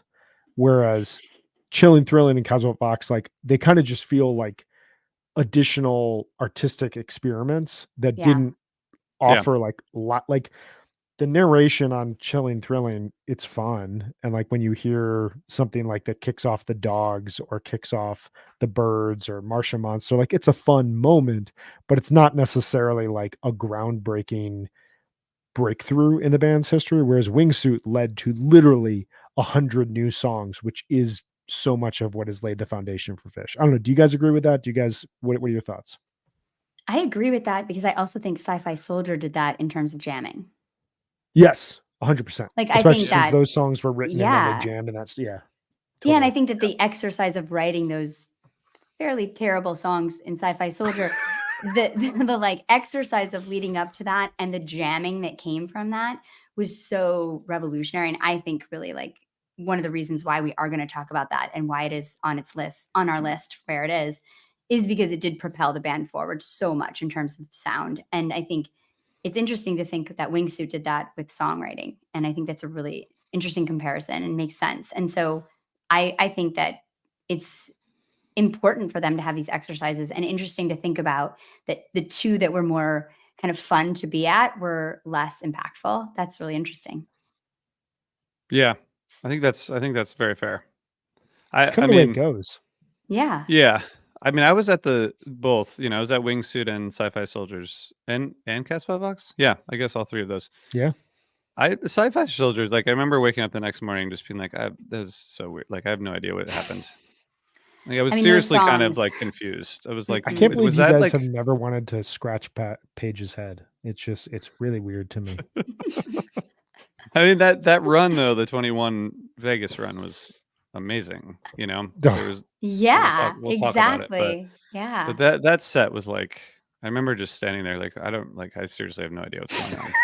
Like even less than usual. It literally sounds like you're hanging out with some really high people who have all these inside jokes that you don't know about, and you're like, you feel like you're like, okay, that I think, yeah, that's kind of funny, I think, but like, but like maybe not. I mean, I know that they were writing the lyrics like as they went into that set, so that shows, but the music was undeniably, important for sure. It is funny that the only song from that set that has really lasted is The Howling, which is just the best one. No. Which is just yelling, which is great. It's the best one. But I mean, honestly, it's the best out of all of them. The rest of them are just like really it's great is for like just yelling. One? I mean, it's just a funk jam, it's great. Exactly. It's something. It actually makes sense. Who doesn't want a funk jam? Okay. So next week, guys, we are moving along in our journey here, and we're gonna have a pretty big delta between the fan vote and our vote on this one, but it is. I got lots of thoughts on this. We both we all agree that this should be in the top 25. Number 15, we are going to fall 1998. So we are gonna, there's a lot to talk about here. There's a lot of shows. There's a lot of Brian has a lot to say about them, but I think there's maybe 25 shows or so. It's a lot, and we're gonna we're gonna have to figure out how to get through it. But we'll be back with that, and I guess I don't know. I think that's all we have. Is there anything else you guys want to say? I think we're good on Fall 13. I think we did it. I think we said it. I think we did a good job of, not dipping too far into nostalgia, but also celebrating what should be celebrated, because sometimes good vibes just should be celebrated. Hear, hear. There we go. Okay. So here's what we're going to do. We're going to stay, because I think mostly Brian and Megan and I need to talk about this book now that all three of us have finished it. So we're basically going to just talk about this book. And if you want to listen, like as Trey would say on the island tour, if you want to take off, but we're going to be here. If you like nerd talk, hang Yeah. out. It's not quite a cavern jam, but we're gonna do it. But we are gonna talk about a book now called The Bee Sting. If you haven't read it, or you might want to read it, I think there's gonna be spoilers, right? I think we have to spoil this I book. think Yeah. so. I mean, yeah. If you've read it, then join us for this discussion. If you haven't read it, then maybe read it and then come back to us, or just listen if you think you're never going to read it. But maybe we could just there's too much to talk about. We talked about it briefly on a previous episode, but I think it's all of probably one of our favorite books of the past couple of years. I would venture to say, definitely my favorite of this year, and one of my top 5 of the past several years. But maybe we should each just give one like theme or idea that we want to talk about from the book. Yeah. I like that. How about you start it, because you were the one who read this first, and Okay. you were the one who I think read it in like 3 days. And what are your thoughts? Well, there's so much, but I guess I'll take the angle of this book it's so intense to read because it's like a train wreck that's happening while you're reading it. And you kind of know where it's going, and there's nothing you can do to stop it from happening. And I think we've talked about this briefly, like this idea of kind of burying secrets, or pushing things that happen into the background so that you can just try to move forward in your life. And it, like, you see those things, and more secrets become revealed as the book goes on. So you're like, you hit another one and you're like, oh my God, I cannot believe this is happening. And then by the last 100 pages or so, you're like, where it's going, and you can't get out of the way, and you can't stop it, and you can't stop reading it, because it's like, you got to see what happens. And it's also kind of peppered with, I think, like, it's funny, and I think it's, despite the, like, it's so intense, but it's like, it's entertaining and funny, but it's just the inevitability of disaster that you just can't, like, there's nothing you can do about it. That's like one of the main things from reading this. But it's like, it's not like a drag to read at the same time, even though that this is like, just more and more disasters are coming. I don't know. It's wild. Yeah, I felt that entirely while reading it. I think, the biggest thing I got out of this is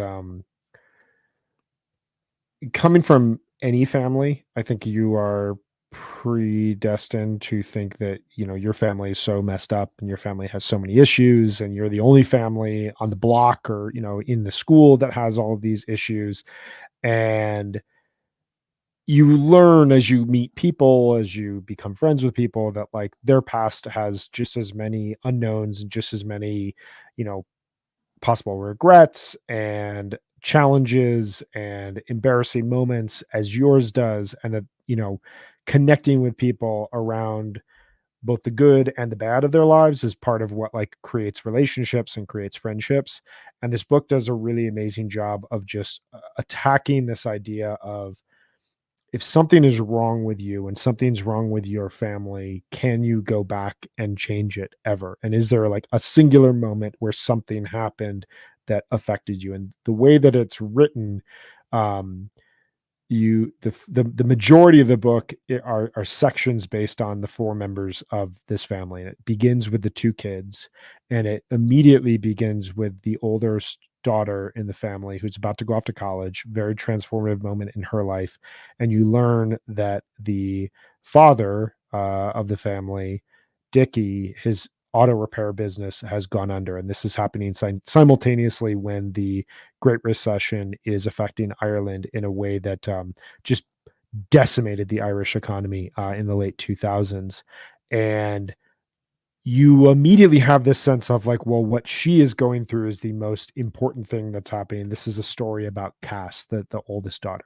And then it becomes so much more, because the issues are now impacting her little brother. He's being bullied at school because this is a small community, and people at his school are going after him for money that their parents spent at the shop that they believe was wasted. He's also engaging with various people online in ways that reveal themselves throughout the book that thematically are just brilliant and also horrifying. But then you get into the parents and you learn these secrets of their lives in such a dramatic and really, you know, kind of hopeless way, but also like strangely inspiring way, because there are good points that come out of it. And there is this possibility that they can fix this and they can right the ship. And all of it, as I'm saying it, like I said to you guys at one point, like I felt like this book was the most, like if you took this to an editor, it's like the most boring plot that you could ever imagine. Like family business goes in crisis and now the family's in crisis as well. But it's so much more than that. And when you get into each, especially the adults' lives, you just learn all these choices that you make when you're younger, how they come back and in some cases benefit you when you're older, in other cases kind of bite you in the ass and affect your life in a really negative and challenging way that you now have to deal with as a supposed adult who doesn't totally understand how you're supposed to deal with this stuff. Plus you're supposed to raise kids and prevent them from having to deal with, you know, the ramifications of their own mistakes.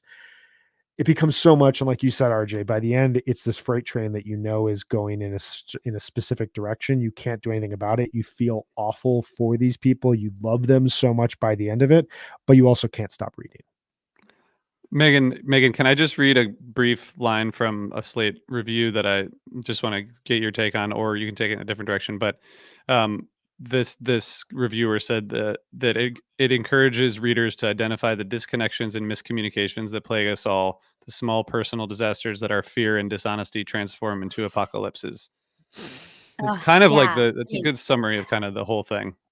That's exactly like what I wanted to talk about, is that this book made me think so much about all of the things that we want and need in our lives that we can't communicate, and what that does to us, and how those decisions not to communicate what we need or want, and to feel bad about that, and to put those expectations on others, it destroys everybody. And it's so sad to watch it happen to this family, because like Brian said, the writer is so good, Paul Murray, of making each character's voice very specific to them. And so you really get inside their head in a way that is really singular. I haven't read a lot of books where each character is kind of fully fleshed out their own voice in a way that this book does. But I think as you see, as their like needs and wants and unmet desires kind of clash up against each other, and how they resent each other for those things, and like have shame with themselves about them. And it's just this feeling of like, you just keep wishing the whole time you're reading the book, like, just tell them this, just explain this to them, just ask them for that, just tell them you're having this problem. And they keep not doing that. And as someone who comes from like a long line of an Irish family, like, I know what that's like. I know what it's like to like bury shit you need. And it's tragic to watch it, just like that Slate reviewer said. It's such an apocalypse in this book. And at the end, I think the thing about this book that really stood out for me is the pacing. And in the beginning of the book, each section is pretty big, and it's like, it feels like a big chunk of each part of the book is devoted to one character. And so you learn all about that character's perspective, and you take their side on things, and you agree with them, and you empathize with them. And then you read the next section, and it's like you see it from different perspectives, and then you start to empathize with this character. And it's a slow kind of like world building. But by the end, he's going back in between. Like the last section is like paragraphs in between the characters, and it just builds up to this crescendo that is, I was saying to Brian before we went live, like, I was breathless reading so many parts of this book, and I couldn't put it down because it just felt like it was all just snowballing in a way that was, like unavoidable and so tragic. And the whole time you just want to like interject and help them. And I think the writing, the craft of this book, I've never read anything else by him, but I'm going to, because this book is written like one of the best written books I've read in a really long time. And I read really great authors, but this is just phenomenal. And I really couldn't put it down. Like, I think I read this in like 7 or 8 days, and it's like 700 pages. And I work a full-time job. I'm on this podcast. Like, I'm busy. I have kids. Like, I couldn't, everybody was like, "Where's mom?" And I was just like in the corner, like sneaking reading. This is so good. So good.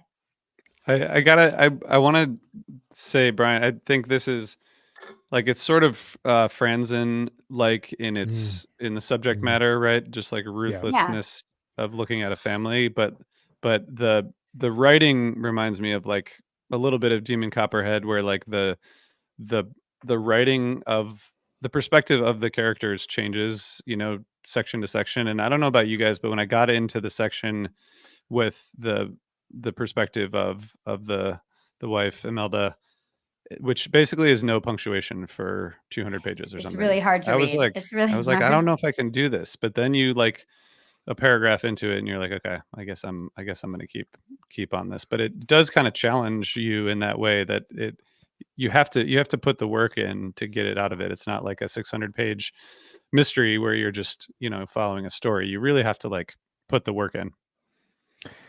You really do. It took me a couple weeks to read it. Just I kind of got hung up reading the Imelda section, partially because of the punctuation, but also, and I think this is like a huge attribute to the way he wrote this book. You go into the Imelda section thinking that she is one of the worst people you've ever read about. The way that the kids talk about her, with what the kids are going through, the way that she appears in those sections, you get this sense of her just being an awful, spoiled, housewife who doesn't deserve what she got and now has lost it. And now how that she she's treats her lost, husband too. and how It she seems treats her like husband. Yeah. Yeah. And then you read her section and you realize where she was raised, what her life was like. And like any good book, it reveals the complexities of a person, where there's not really necessarily like a victim or a villain in this book. There's just life happening, and you making decisions, the best way that you know how, in the moment when you're probably dealing with a lot of fear and shame and a lot of emotions. And so, are you making a rational decision? Is it possible to make a rational decision under these circumstances? And so her section, as you're reading through it, you start to see her perspective in a way that really enriches the story for you. And then you go into the Father Dickie's section, and that's one of the most devastating bits Is of he not literature like I've the ever read. saddest character Yeah. ever? Like, it's so sad. I feel he had so much promise. Like, he was smart, and he had like a chance to go be something. He had a chance to go to Trinity College but he's so insecure because of like he feels bad about who he is and what he wants. And it's just tragic. My God. I thought Imelda was sad. And then I read his and I was like, what? So can I just talk real quick about, I haven't actually thought about this until we started talking, but about the way that Frank is like figures into the story, because the character, he's the only person, he's the only character who's not alive in the during the current day, but he kind of represents like, well, the reason that like a lot of this stuff, a lot of bad stuff happened because of him dying, which is not my point. But he also is the only character in the book who didn't have any secrets, any like shame, any like anything. He was like he was kind of, in my mind, I think, like used in this book as almost like a foil to everyone else, because he basically just like lived an unabashedly like whatever. He did whatever he wanted, and he was successful, and everyone loved him, and he didn't really have to like worry about anything. And I think that's like used in the book to kind of draw a contrast between him and like every other character who does. I mean, the dad is kind of like that too, but the dad is a little bit of a different character. We don't know that much about the dad, except that he's kind of an asshole. I think one of the interesting things about Frank, because you're right, you don't get his perspective ever. It's just the way that everyone thinks about him, and he definitely had his demons. There's parts of the book that you learn about where he had his own struggles, and the other characters responded to that, and how that led them down their own paths. But I feel like Frank is this, this is a small Irish community, like as I understand, like 90 miles north, or somewhere outside of Dublin. It's a rural community, but it's a type of place where Frank's football ability if it is realized, it can change a town. This is the town where Frank Barnes came from. This is the town where all of where before he became a national icon, this is where it came from, and you learn through their experiences how he tripped up on that.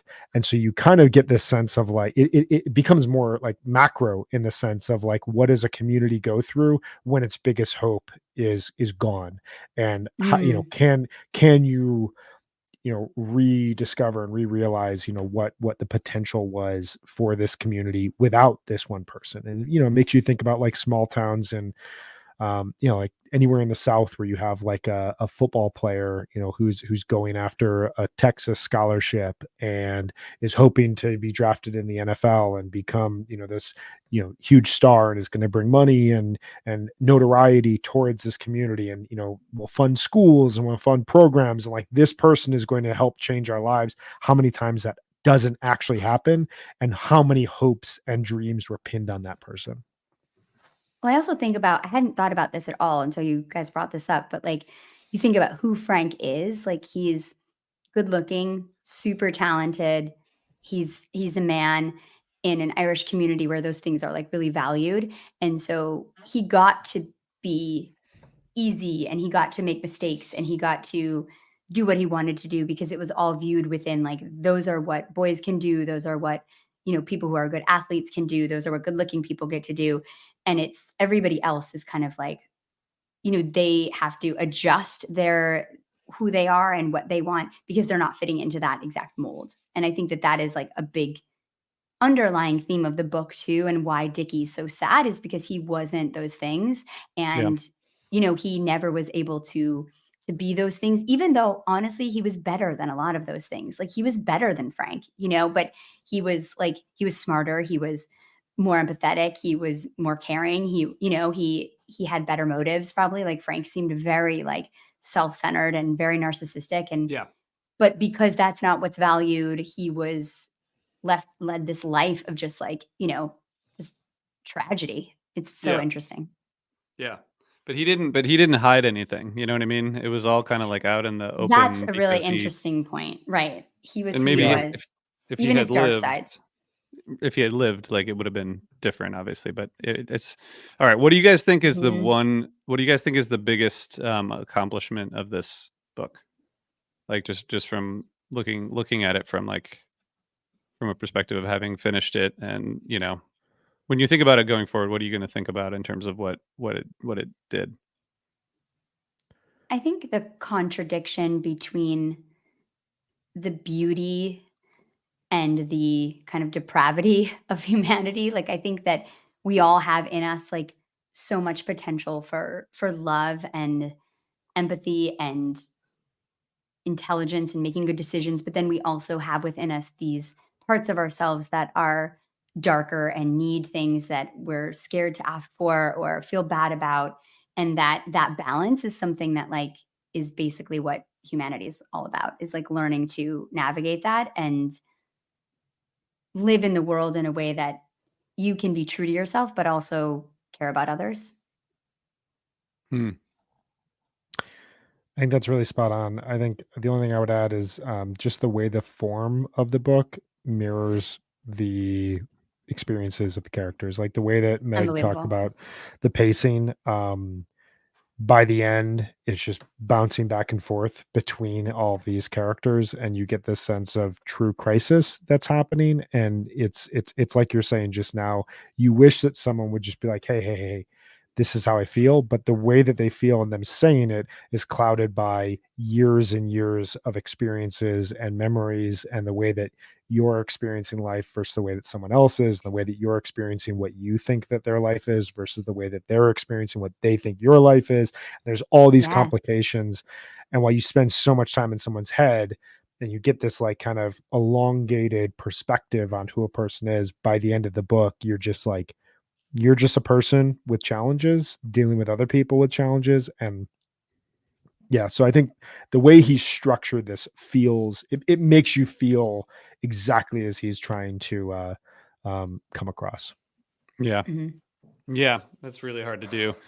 I think for me, like I was reading in a couple of reviews, and thinking about this, like the idea of the details being like almost like the whole book is kind of like a game of telephone in a way, where like Mm, the thing that you thought happened and then you find out later that's not what happened, but it actually kind of like in even the beast Mm. thing itself like basically made her Mhm. daughter think that she mm. was like really too vain to like have had her veil off at her wedding because she got stung by a bee, and like that's the way that she sees her mom is completely in this like she's materialistic and vain, and like the truth of it is so much different than she understood, but it's like the details Oh, come back later to mean something different, which is also like it feels like it's like there's like it's like a ghost story also in a lot of ways because like mhm. everyone's kind of like dealing with ghosts, but also like a few of the people like become ghosts because of All the good Irish stories have ghosts in them, just so yeah. you know.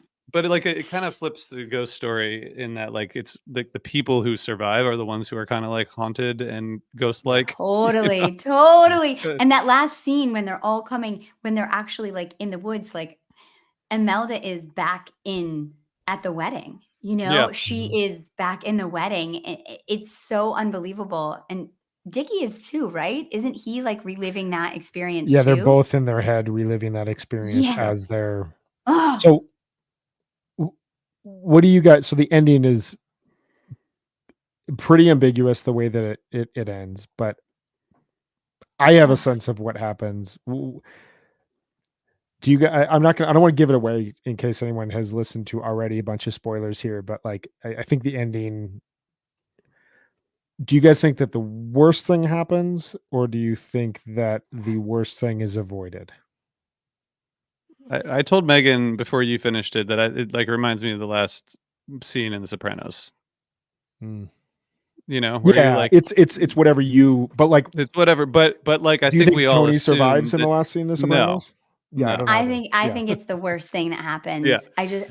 And I feel like they're all there and it's like, yeah, I felt a little bit like I think it's one of the best endings I've read in a book, but I also felt like super pissed off about it because I was like, wait, you have to fucking tell us what happens next. Like you have to tell us like beyond that tragedy in that moment, you have to tell us like what happens to the family. Like do they rally? Like do they all just come in that moment and they're all just like on their knees in this torrential storm like coming from their haunted places and they're just like let's just start over or is it just like continual like is it just become like accusatory and like horrible and like it's just actually my stomach hurts just thinking about that ending. Like it's uh, so upsetting. It's so I Well, so upsetting. it's really interesting because he basically writes the book as though the past is catching up with the present. yeah, And if they were Yes. if he were to do anything beyond that, it's like he's writing now into the unknown. Right. And I kind of feel like structurally, just from a choice standpoint, not crossing over into what happened next. Here's an epilogue. Like that would have been like it had to kind of end the way it did. I described Yeah. to you guys like it felt almost like a marble going around um a track and like as it gets close to the center like it's just like super super fast and then it just ends and it's like right there and you kind of get that with this where like there's nothing else that can necessarily been said um yeah. I think I think Mm. one way of looking at it is like toward the end of the book, some of the things that seem apocalyptic end up being fine, and so yeah like Yeah. I think the guy who works in the garage or whatever, you know, who's blackmailing him, like that part kind of turns out like it's not like almost in the affair that almost happens and then doesn't, and it's like I feel like as the book goes on, these like things that we feel are going to happen like end up being okay. And I feel like the end of the book kind of is going toward Mm. like everyone's sort of like figuring it out and becoming a little bit more comfortable with who they are or where they like, and maybe there's like if they come through this, they'll all be more focused on like, you know, being a family and all that. So like I think you could interpret it as like something happens, maybe someone gets shot, but like not everyone. Maybe there's like some kind of resolution that is more more positive than the worst case scenario. Because I do think he's setting us up for that a little bit. I agree. I didn't really think about that until you said that, but there are moments of like faint optimism in the end of the book, for sure. mhm, mhm. They're all kind of admitting their flaws in like personally Yeah. Yeah. and like at least in their own head, and it makes you think that they are working towards, I mean, like, you have any friend or you're in any relationship, you're gonna at some point have conflict with them and get into an argument, and like you never really get through that disagreement until you allow yourself to be vulnerable to say, I was actually wrong here, and Mhm. like, let's talk through that. Let me Yeah. explain to you why I was wrong and why I did that. But like so much of this book is building up of like, no, no, no, you were the one that fucked me over. You were the one that did this. Yeah. This other person did this. Like, I just was I was along for the ride. And it kind of questions like, do you have free will? Do you have choice? Or are you just a part of, the circumstances of your own life? Which I think is something, as you grow, as you go through whatever challenges you experience in your life, like you're going to have moments where you question, like, am I the one at fault here? Like, did I make 16 bad decisions that led me to this moment? Or is this just like part of, like, everyone goes through shit? Like, it is, those kind of questions back and forth, like, impact how you perceive things. Yeah. And I think you get this sense Yeah. at the end of the book that the whole family is ready to say, okay, we love each other. We all need to work together. But that's not this book. Like, Yeah. that would be another Yeah. 640 pages. Yeah, it's true. It's true. Yeah, and I do think the Cass storyline has the most kind of optimism towards the end with her and her brother. I think there's like she has that huge realization at the party, and she realizes, like, that she's really like done something stupid by letting her brother go off and potentially be kidnapped. Oh my God. This is so upsetting, that whole section. My God. But I think, But that was so obvious, right? Like from the beginning. yeah, but it still That was part. hard.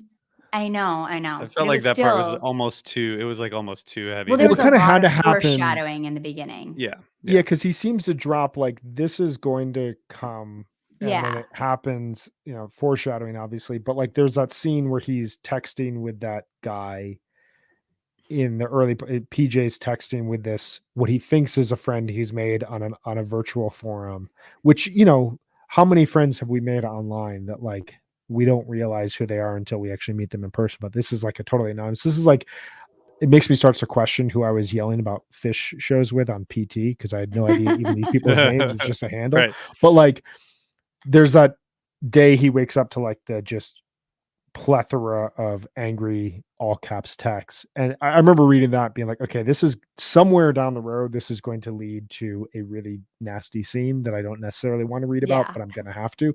And the way Yeah. he wrote that was as terrifying as almost anything I've read this year. Like, it just like, I was reading on the Oh, couch like in the afternoon, and I was like getting goosebumps, I know. yes. and like You it could was so see good. the alleyway, and like that's what's so good about him, though, is even when you knew when it was coming, what was coming, it was still hard to read. Like, Yeah, that is so hard as a Yeah. writer, you know? yeah. Well, I Yeah, think you all know the conclusion, but like, how do I get there? Yeah. So. Yeah. I think we should. So next time we should talk about Northwoods, which I just finished and you both have read, which is a totally almost opposite book in some ways. But Wildly creative.